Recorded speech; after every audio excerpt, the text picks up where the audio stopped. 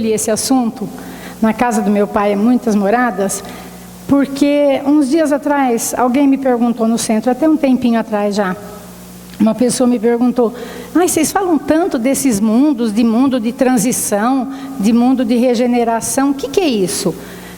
Me explica. E aí eu percebi, às vezes a gente está repetindo uma coisa, acha que está sendo repetitivo, e de repente não está tão bem explicado, ou alguém que está chegando, né, pela primeira vez não entende. Então eu resolvi falar no assunto, que me perdoem aqueles que já ouviram muitas vezes o assunto, mas, né, com certeza alguma coisa nova sempre a gente aprende, mesmo preparando, né, a aula, a gente sempre aprende um pouco mais. Então, o assunto: na casa de meu pai há muitas moradas. E claro que para falar sobre isso, a gente vai falar da pluralidade dos mundos habitados, né? Não resta a menor dúvida que o assunto está muito ligado. Esse assunto, gente, a doutrina espírita é rica nesse assunto, e quem quiser aprofundar e estudar e ler um pouco mais, eu me baseei aí no Evangelho, né, no capítulo 3, itens 1, 2 e mais alguma coisa que a gente vai ver. O Livro dos Espíritos, da pergunta 172 até 188, A Caminho da Luz, Exilados de Capela, mas e tem uma série de livros aí que a gente pode, né, aprofundar mais no assunto. Claro que para falar sobre isso, a gente vai ter que... Tem dois pontos muito importantes, mas antes da gente falar, vamos ver as palavras de Jesus. Eu vou pegar o microfone.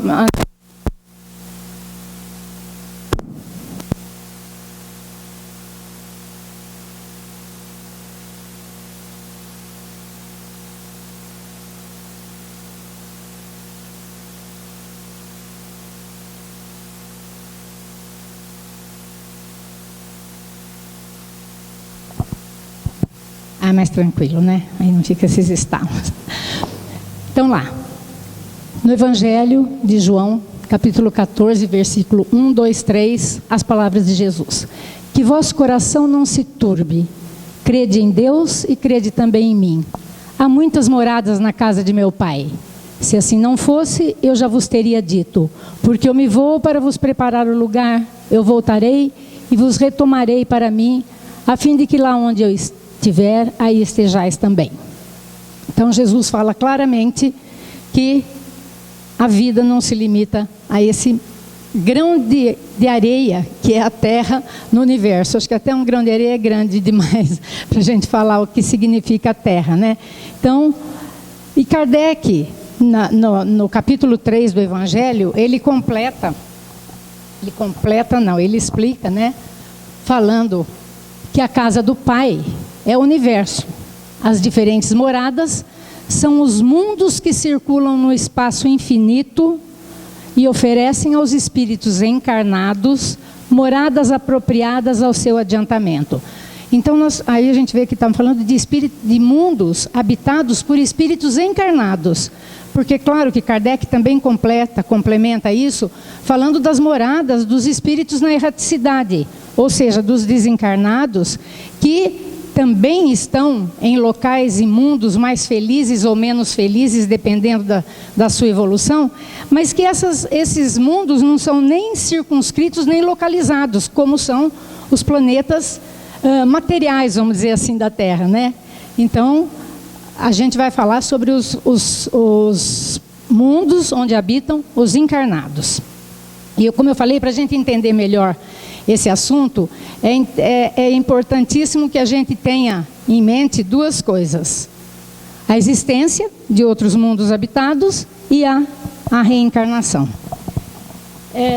A existência de outros mundos habitados, porque eu acho que a gente seria também, mesmo que a gente não tivesse toda essa explicação, acho que a gente seria pretensioso demais, assim, de olhar o universo. O que a gente consegue enxergar a olho nu já é uma coisa bárbara.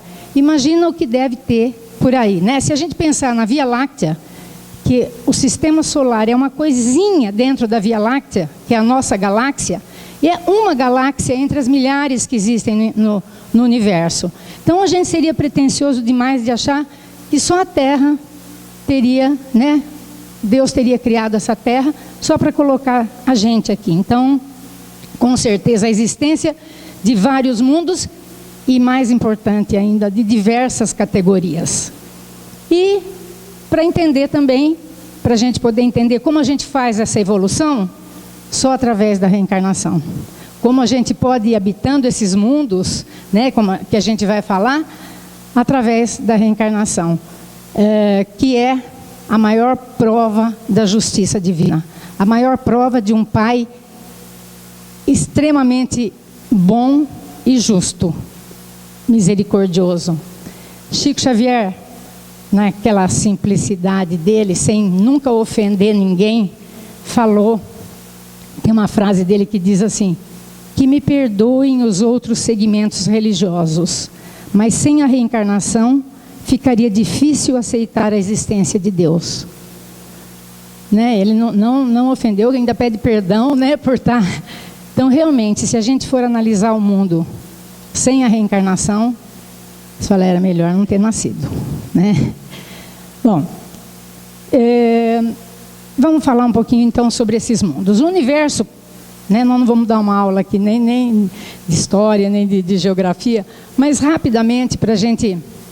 lembrar, o universo foi criado por Deus, sem dúvida nenhuma, não em 7 dias, como foi nos, né, ensinado na infância da humanidade, para que a gente pudesse, para que lá para trás a gente pudesse entender. Mas a gente sabe que o mundo foi, que o universo, vamos falar mais aqui ainda do sistema solar, né? Surgiu, vamos dizer, de várias gases e... eu não vou saber as palavras assim, mas partículas que chegaram a um alto grau de calor e numa explosão surgiram os planetas. Vamos falar aqui do Sol mesmo, nessa explosão do Sol que surgiram esses planetas que giram ao redor do Sol. O universo, vamos falar do sistema solar, porque o universo é muito grande para a gente falar, vamos falar do sistema solar. Então, depois dessa explosão, isso se deu, gente, há 5 bilhões de anos. Isso é ciência, né? Não é, né? Todo mundo já deve ter lido a respeito. Há 5 bilhões de anos, então surgiram os planetas numa harmonia muito perfeita, que entraram numa órbita perfeita, que só pode ter sido criado por alguém perfeito, né?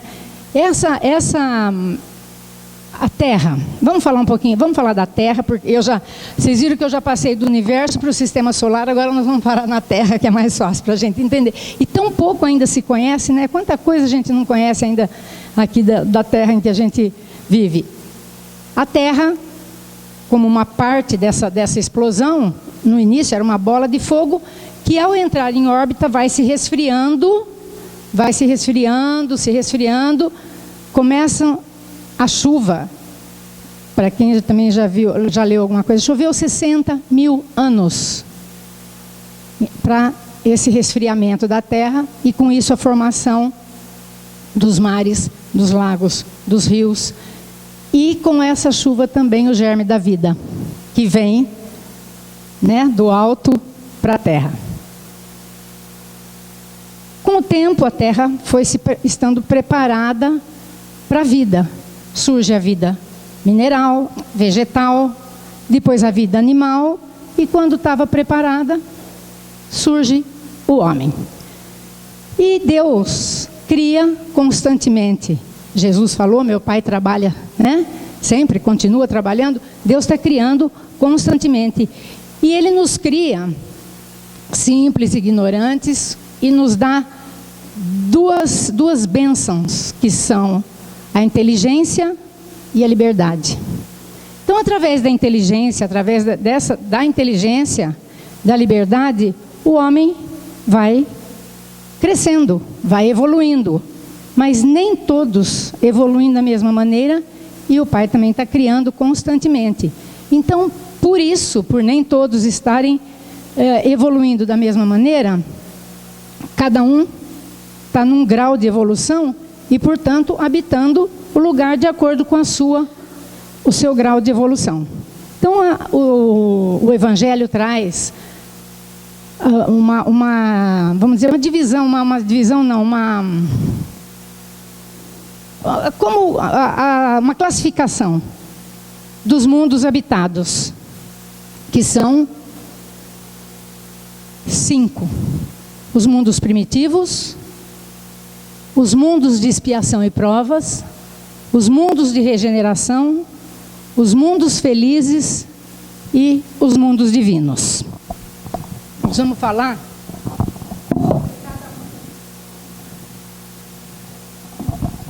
Então, como eu falei, as diferentes encarnações do homem se passam nos diferentes mundos. Nós fazemos essa caminhada evolutiva. De mundos primitivos, Deus não teve, ninguém teve privilégio. Ninguém. Nem Jesus. Jesus chegou onde chegou através da sua evolução. Então, não existe privilégio. Nós somos criados simples, ignorantes, inteligentes, com inteligência e liberdade.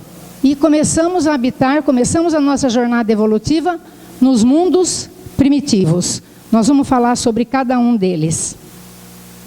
Então, os mundos primitivos, onde habitam os espíritos que estão no início da sua jornada evolutiva. Então, vamos pensar aqui na Terra. Vamos pensar na Terra mais ou menos há 1 milhão de anos, que é quando surgiu os primeiros homens, que a gente já considera homens, né, inteligentes, já usando a inteligência, pouco mais que um animal, né, aquele homem bem primitivo. Quem sabe nós, né, estávamos lá também naquela época, né, estamos na nossa caminhada. O homem primitivo, que através da sua inteligência começa a descobrir, inventar, procurar sempre alguma coisa para melhorar a sua vida. Então a gente vai ver hoje o quanto a gente deve, né, aos primeiros habitantes da Terra, através da descoberta do fogo, da invenção da roda, das armas que eles faziam para sobreviver, da luta contra animais maiores e toda aquela luta que o homem vem fazendo. Isso, gente, há 1 milhão de anos. O homem demorou, a Terra foi um mundo primitivo praticamente 1 milhão de anos. Por quê? Porque a Terra passou para um mundo de outra categoria de expiação e prova há mais ou menos, para ficar uma data mais, 10 mil anos. Quando começaram as primeiras civilizações. Mas antes disso, vamos falar primeiro sobre todos eles, depois nós vamos falar de cada um deles. Mundos onde há muito sofrimento e dor. Será que nós estamos aí? Que dúvida, né? Mas os espíritos aqui encarnados já sabem diferenciar o bem do mal. Olha aí, isso aí, gente, né? Para a gente pensar, embora a gente não pratique, mas com certeza todo espírito encarnado que habita um mundo de expiação e prova já tem noção do bem e do mal, o que é certo e o que é errado.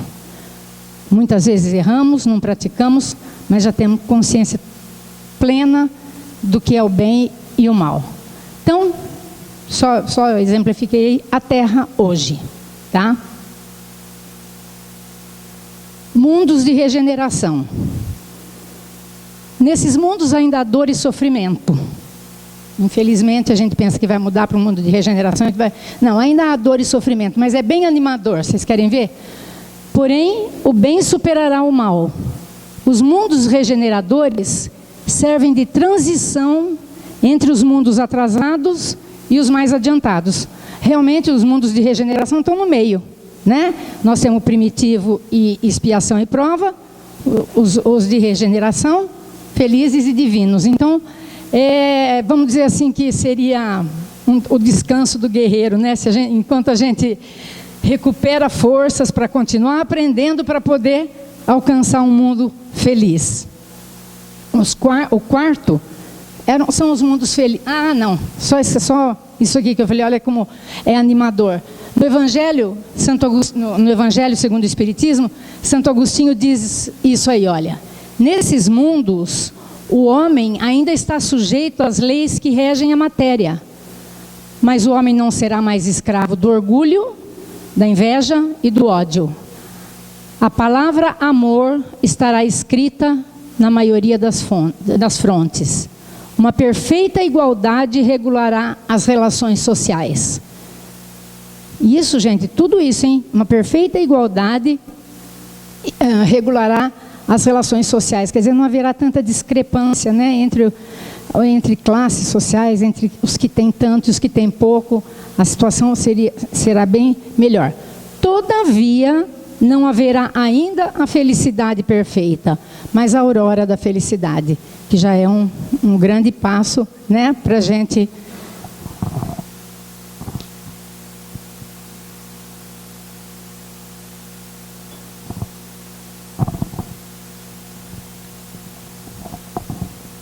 continuando. Mundos felizes. Como o nome diz, onde a felicidade e o amor imperam. As relações do povo a povo são amigáveis, não há ricos e pobres, senhores e escravos. O que domina é a superioridade moral. A autoridade é sempre respeitada, porque não é dada senão a quem tem méritos e a exerce sempre com justiça. Olha que interessante, gente. A autoridade, quer dizer, existe hierarquia, mesmo nos mundos felizes. Existe uma hierarquia daqueles que governam, vamos dizer, e daqueles que são governados. Mas olha o que é, qual é o mérito para se chegar a um cargo maior, né? É a moral. A autoridade é sempre respeitada, porque não é dada senão a quem tem méritos. Quem realmente aprendeu, né, e põe em prática os ensinamentos. E a exerce sempre com justiça. Então, chegando aí, eu acho que a gente já está no auge da felicidade. Então, chegar nos mundos divinos é uma coisa ainda tão difícil, tão longe, que a gente pensa, é onde habitam onde habita Jesus, né? Vamos dizer assim, onde habitam os espíritos que chegam à perfeição. Perfeição relativa, porque absoluta, a gente sabe que é só Deus. Onde habita Jesus, imagine se Jesus precisa de corpo físico, né? Nem isso, ele deve estar muito além disso tudo. Isso são os mundos ainda com encarnados, né? Com pessoas encarnadas. E como nós falamos, existem ainda os mundos, que não é o caso da gente falar aqui agora, mas os mundos onde habitam os espíritos, né? Então, nós vamos ver assim, vamos calcular numa situação normal, né? Então a alma é criada, como eu falei, simples, ignorante, com inteligência, liberdade, e começa a sua caminhada, passando evolutiva até chegar ao final. Pode ser mais rápida, pode ser mais devagar, é de cada um. Ninguém puxa o outro, não. Você pode até voltar no mundo, né? Tem um livro do Chico que se chama A Mãe que Desistiu do Céu. Que uma mãe que teria condições de estar num mundo muito mais evoluído, mas como tinha filhos que não tinham conseguido evolução, ela pediu para voltar, para poder ficar perto dos filhos, para ajudá-los na evolução. Às vezes a gente até, né, tem essa possibilidade. Então, o homem, como eu falei, o homem não evolui igualmente, cada um tem seu livre-arbítrio, cada um evolui num tempo. E o espírito pode, portanto, reencarnar centenas de vezes no mesmo mundo, às vezes sem sair do lugar. Olha que tristeza. Reencarna, volta, faz bobagem, volta, reencarna. Só que tem uma coisa muito importante. Tudo aquilo que a gente adquiriu, tudo de conhecimento, de virtude, pertence ao espírito, você não perde. Então a gente não regride nunca. A gente pode ficar estacionado, a gente pode parar 2, 3, 4 encarnações, fazer bobagem, né? Mas você não perde aquilo que já adquiriu. Que esse tesouro é do espírito. Por isso, mais uma das palavras de Jesus: não acumuleis para vós outros tesouros na terra, onde a traça e a ferrugem tudo consomem, onde os ladrões minam e roubam. Mas ajuntai tesouros nos céus, onde nem a traça nem a ferrugem consomem, e onde os ladrões não minam nem roubam. Porque onde estiver seu tesouro, aí também estará seu coração. Quer dizer, a recomendação de Jesus, né, para que a gente adquira esses tesouros que nunca vão nos ser roubados. Tudo aquilo que você adquire pertence ao seu espírito. Como eu falei, a gente pode até ficar estacionado, às vezes fazer bobagem, errar mais, mas aquilo que você já adquiriu é seu. Às vezes pode acontecer de um espírito passar por uma prova. Aí você fala, nossa, né, uma pessoa que tem uma debilidade mental, que passa a vida ou na cama, né, dependendo dos outros. Não, ela está numa prova muito difícil, todo o conhecimento dela está ali adormecido, mas é do seu espírito. A hora que ela passar por aquela prova, tudo aquilo que ela tem continua com ela. Lembramos, né, isso aí, uma das coisas. A outra, que um espírito, há uma pergunta no livro dos espíritos, se um espírito mais evoluído pode habitar um mundo inferior. Com certeza. Um inferior habitar um mundo mais evoluído, não. Mas com certeza um espírito mais evoluído habitar o mundo, nós temos exemplo, né? O governador da Terra, aquele que estava aqui desde o começo do início da civilização, porque eu estava falando e interrompi para falar dos mundos. A Terra, quando passou de um planeta de expiação de primitivo para um planeta de expiação e prova, foi mais ou menos, como eu falei, de 8 a 10 mil anos atrás, quando os primeiros grupos começaram a se formar, os primeiros grupos sociais, né? Que o homem vivia, a princípio, sozinho, não era constituído família, mas a partir mais ou menos de 10 mil anos, começam as primeiras civilizações a se formarem, né? As civilizações mais antigas que a gente conhece, 8 mil anos mais ou menos. Quando começam essas civilizações a se formarem, a Terra está numa fase de transição, passando de mundo primitivo para mundo de expiação e prova.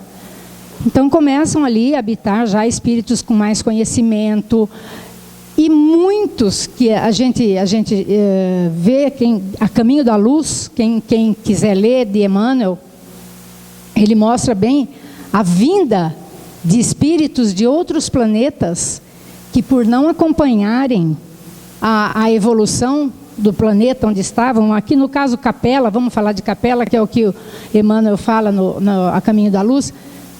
Eles são os exilados que vêm para a Terra, mostrando mais uma vez a infinita misericórdia do Pai, né, que dá a todo mundo novas oportunidades. Eles reencarnam na Terra para valorizar aquilo que perderam, porque não conseguiram acompanhar moralmente a evolução do planeta.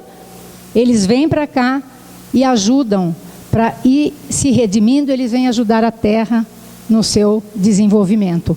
Então é por isso que nós temos entre os egípcios, entre os hindus, na Palestina, espíritos que vieram de outro planeta nessa fase para ajudar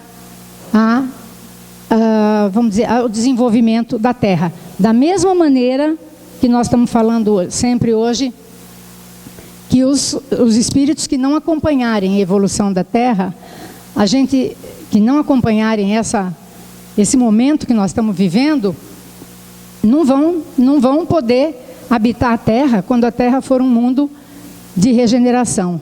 Então o que vai acontecer? Com certeza vão ser levados, vão reencarnar em mundos que estão começando a ser mundos de expiação e prova. Então não deve ser fácil, né, gente? É a própria ideia de um paraíso perdido, né? Porque a gente fica pensando hoje, tudo que nós temos, né, de conforto, apesar de tantas dificuldades, mas nós temos conforto, nós temos, né, uma vida muito mais tranquila, cura de doenças, sempre as pesquisas aí para melhorar cada vez a vida da gente. E de repente você começar num mundo onde Não temos nada disso. Por isso que a gente fala, o espírito não perde nada. A inteligência dele, tudo que ele tem, ele leva. E vai ajudar, então, no progresso daquele mundo. Certo? E aqueles que acompanharem a evolução da Terra, vão, com certeza, a gente vai ver mais uma promessa, mais uma fala de Jesus cumprida, né? Que os mansos herdarão a Terra. Então a gente vai ainda ver isso aí. A transformação do planeta segue a transformação humana. A vibração do planeta,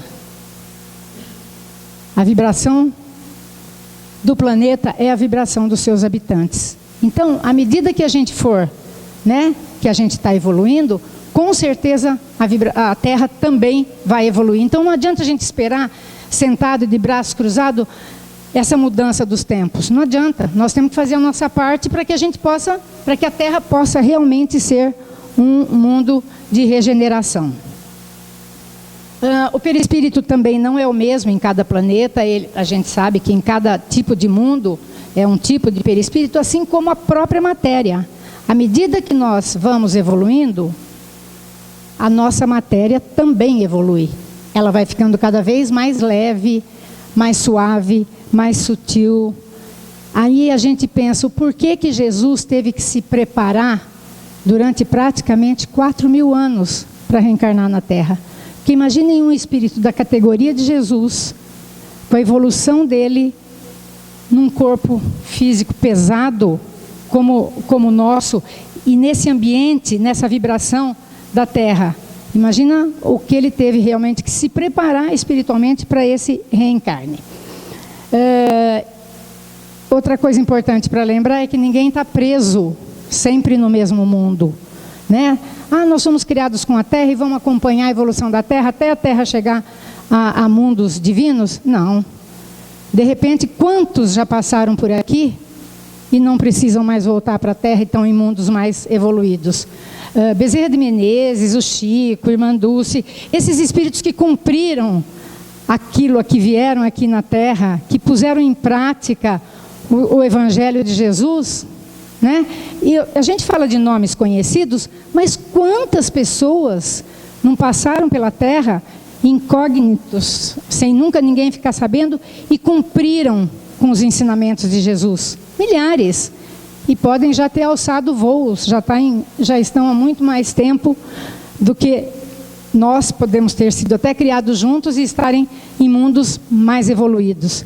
Assim como muitos ainda, né, ficam lá dando passinho curto, né?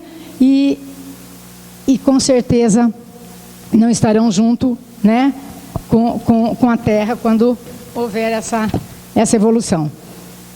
Então, aqueles que acompanharem a evolução da Terra continuarão com ela, né, cumprindo aí essa máxima de Jesus. Bem-aventurados os mansos que herdarão a Terra, né? Como a gente já falou aqui, já falei aqui a respeito disso algumas vezes, Divaldo Franco diz que até 2000 ele não cita uma data precisa, mas nesse início de século, do final do século passado para esse início de século, 200.000 espíritos altamente evoluídos estarão reencarnando na Terra, para ajudar a dar uma alavancada no progresso da Terra, né? Então a gente fica até feliz, porque quem sabe desses 200.000, tem uns 1.000 aqui que nasceram aqui no Brasil, né? E que daqui a alguns anos vão estar aí cuidando da política, de tudo aqui. A gente fica até com bastante esperança, né? Então, esses espíritos com certeza vão dar uma força para a Terra, para que a gente junto, né, siga a nossa caminhada para habitar um mundo de regeneração. E é tão interessante, gente, porque a gente está achando que agora, né, a regeneração, mundo de regeneração, é o terceiro milênio. Não, a gente vai encerrar daqui a pouquinho com um texto do Evangelho de Santo Agostinho, para a gente ver há quanto tempo já está sendo preparada essa mudança da Terra. Quantas oportunidades nós estamos tendo de estar reencarnando aqui né? E aproveitar a oportunidade para realmente acompanhar a Terra nesse processo. A gente vê que hoje, a gente fala que é... Porque a gente começou a ver melhor isso, né? Uma preocupação maior com o planeta, com o meio ambiente. As crianças hoje, desde cedo na escola, de vez em quando dão lição para a gente com alguma coisa que está errada, né? Outro dia minha netinha viu um homem jogando um copo de plástico no rio, e ela olhou para mim e falou: vó, jogando lixo no rio. Quer dizer, olha o tanto que as crianças já vêm vindo preparadas, mas com essa preocupação, com a preocupação com os deficientes, leis protegendo deficientes e idosos, coisa que a gente acha que devia sempre ter existido. É de uns anos para cá que a gente está vendo isso, né, criar força. Claro que a evolução não dá saltos, tudo vem no seu tempo, né? Mas o que a gente está vendo é que realmente as coisas começam a mudar. A gente está vendo uma modificação no modo de pensar, no modo de agir, mesmo de muitos adultos, ou das crianças mesmo, que já vem vindo com ideias, né, diferentes. Então, no Evangelho, Santo Agostinho fala isso daqui. Prestar bem atenção, porque se a gente tivesse uma máquina, né, desde que o mundo é mundo, e fosse filmando assim a evolução do mundo, a gente podia ver isso que Santo Agostinho fala. Quem pudesse seguir um mundo nas suas diversas fases, desde o instante em que se aglomeraram os primeiros átomos que serviram à sua constituição, fê-lo-ia percorrer uma escala incessantemente progressiva, mas por degraus invisíveis, viu? E insensíveis também aí, a cada geração, e oferecer a seus habitantes uma morada mais agradável à medida que estes avançam na senda do progresso.